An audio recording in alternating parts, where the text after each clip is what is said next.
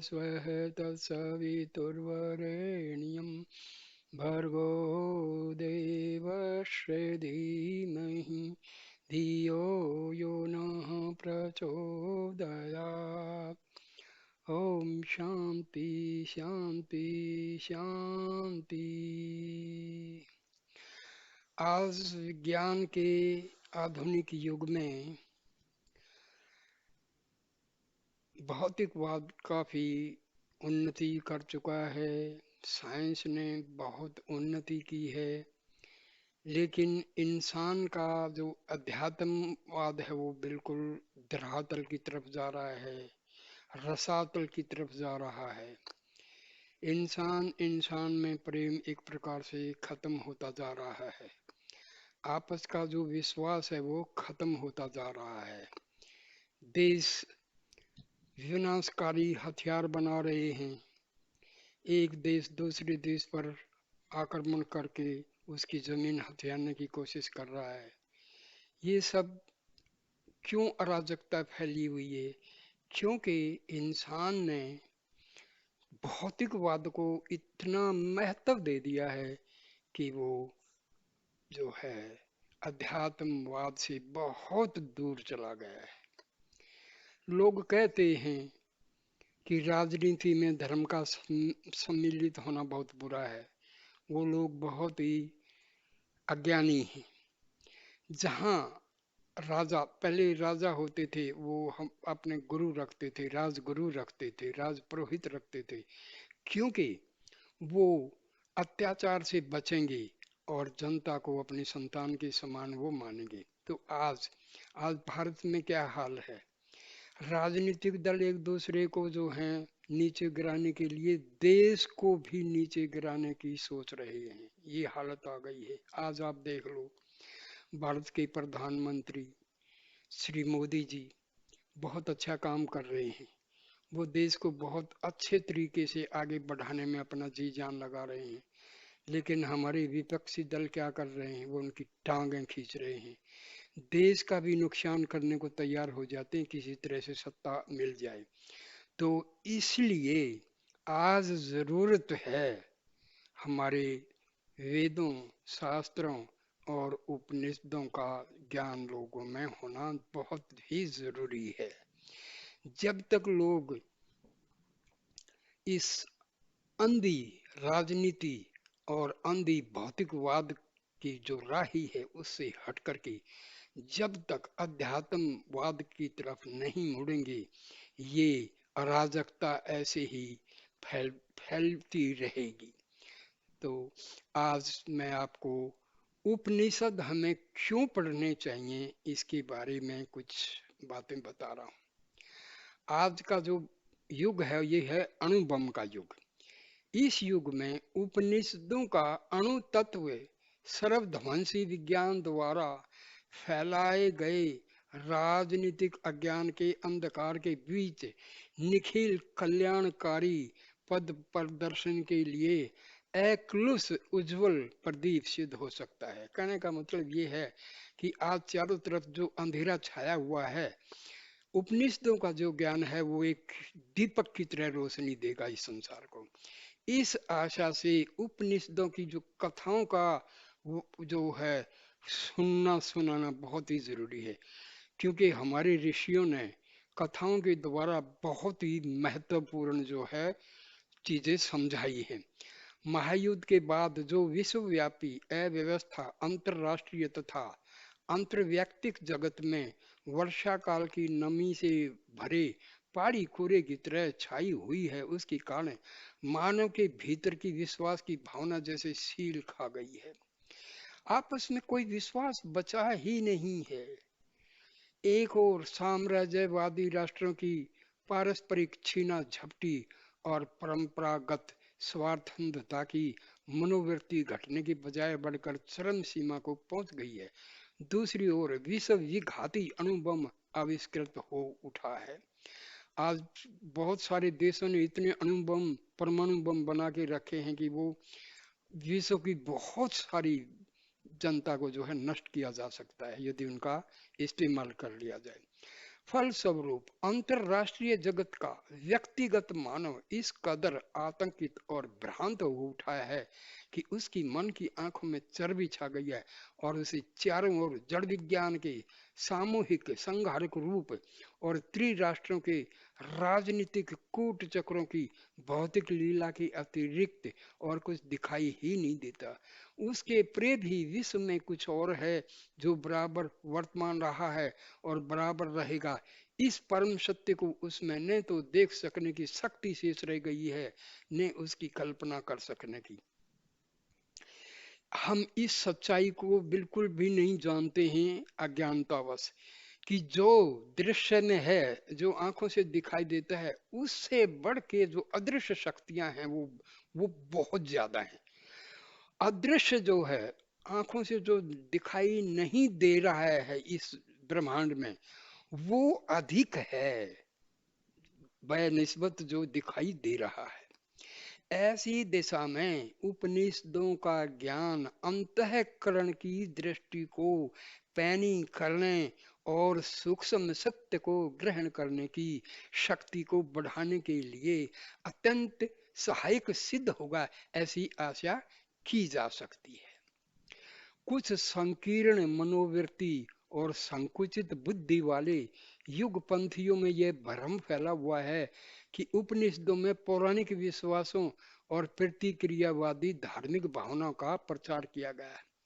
अरे कुछ राजनीतिक दल तो जो है मनुस्मृति का ही जो है अपोज वो कर रहे हैं। मनु महाराज कितने महान विद्वान, महान संत महर्षि हुए हैं, उनकी जो है बनाई हुई मनुस्मृति को ही जो है गालियां देते हैं लोग, कि भारत में जो जातियां फैली हैं, जो जो जातियां हैं, ये ब्राह्मण है, क्षत्रिय है, ये शूद्र है, ये वैश्य है, ये भाई इंसान के जो गुण हैं, उसकी बुद्धि है, उसका जो लेवल है, उसके हिसाब से बना है, उसमें कुछ गलत नहीं है, लेकिन लोगों ने बना दिया है एक ऐसा, मतलब वे भ्रम फैला गया है। तो ये कहानियां जो हैं हमें पढ़नी चाहिए उपनिषदों की। इससे हमें बड़ा बहुत जो है गूढ़ बातें समझ में आ जाती हैं।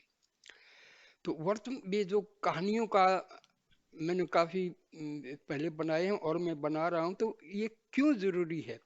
क्योंकि इनके द्वारा बहुत सारी ऐसी बातें स्पष्ट हो जाती हैं जो हम अज्ञानतावश जानते नहीं। हमारे जो मूर्खता का पूर्ण जो भ्रम है वो मिट जाएगा, ऐसा विश्वास किया जाता है। वास्तव में उपनिषदों में जिस सूक्ष्म और गहन और साथ ही उदार और सार्वभौमिक तत्व का प्रचार किया गया है, वह धर्म अधर्म और पाप पुण्य से एकदम परे है। धार्मिक ढोंग से परे लौकिक और वैदिक कृत्यों की जैसी निंदा उपनिषदों में की गई है, वैसी आजकल के घोर नास्तिक भी नहीं करते। उपनिषदों का ज्ञान पूर्ण वास्तविकता और ठोस वैज्ञानिक सत्यों के आधार पर प्रतिष्ठित है। लोगों ने ऐसे ऐसे ट्रांसलेशन कर दिए, खास करके मैक्स मुलर टाइप ने, इन लोगों ने, मैकाले ने ऐसी शिक्षा पद्धति बनाई। उन्होंने क्या किया कि यदि हिंदुओं को, हिंदू धर्म को नाश करना है तो तुम उनकी जो ग्रंथ हैं उनके ऊपर अटैक करो, ये उनका मनसा थी। अंतर केवल यह है कि आधुनिक पाश्चात्य विज्ञान का लक्ष्य कोरे भौतिक और पार्थिव सत्यों की जड़ खोदना है और औपनिषदिक विज्ञान समस्त पार्थिव नैतिक मनोवैज्ञानिक तथा बौद्धिक सत्यों के विश्लेषण द्वारा उन सब के मूल में निहित एकमात्र आध्यात्मिक सत्य की जड़ खोदता है। सबसे बड़ी बहुत ही बेवकूफी और महामूर्खता की थी हमारे प्रधानमंत्री जो पहले थे, जिनको बड़ा नाम है जी, पंचशील फलाना ये वो, नेहरू जी ने एक ऐसे दुष्ट इंसान को भारत का शिक्षा मंत्री बनाया, मौलाना आजाद, जो कि भारत का नहीं था, वो विदेशी था, उस विदेशी को बनाया। और उसके बाद भी सारे ऐसे ऐसे लोगों को शिक्षा मंत्री बनाया कांग्रेस ने, जिन्होंने हिंदू संस्कृति का बिल्कुल बेड़ा गर्क कर दिया। उन्होंने ये जो साम्यवादी लोग हैं, कम्युनिस्ट हैं, उनको हिस्टोरियन बना दिया, उन्होंने भारत की हिस्ट्री बनाई। एनसीईआरटी की बुक्स में सारा उन्होंने मुगले मुगले मुगले, अरे भाई महाराणा प्रताप को छोटा सा दिखा दिया, शिवाजी को छोटा सा दिखा दिया, और मुगले महान है जी, अकबर महान है, अरे कहाँ महान है, हिंदू धर्म का सत्यानाश किया है, हैं? राम मंदिर तोड़े, काशी का विश्वनाथ मंदिर तोड़ा, कृष्ण भूमि का सत्यानाश कर दिया, 30-40 हजार मंदिर उन्होंने तोड़े हैं और मस्जिदें बनाई हैं, उनको महान बना दिया है। ये क्या है, हैं? भगवान इन लोगों को माफ नहीं करेगा, खास करके जो साम्यवादी व्यक्ति के जो लोग ना आज भी इस देश को बिल्कुल दीमक की तरह चाट रहे हैं।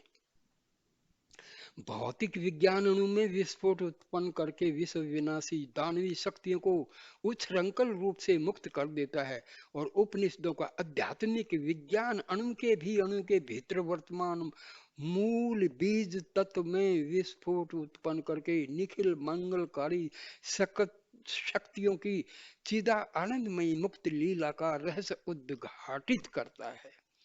अणुबम साइंस की खोजों का चरम फल है, और उपनिषदों का अणु तत्व सुपर साइंस अति विज्ञान की अन्वेषणा का परिणाम है। आधुनिक जड़ विज्ञान का अंतिम देह है रुद्र के सर्वध्वंसी वाम मुख की एकांतिक उपासना, और उपनिषदों के दिव्य ज्ञान का अंतिम लक्ष्य है रुद्र के निखिल संरक्षक दक्षिण मुख की चरम आराधना। रुद्र यत्ते दक्षिणम मुखम तेन माम पाही नित्यम, हे रुद्र तेरा जो दक्षिणा मुख है उससे नित्य हमारी रक्षा कर।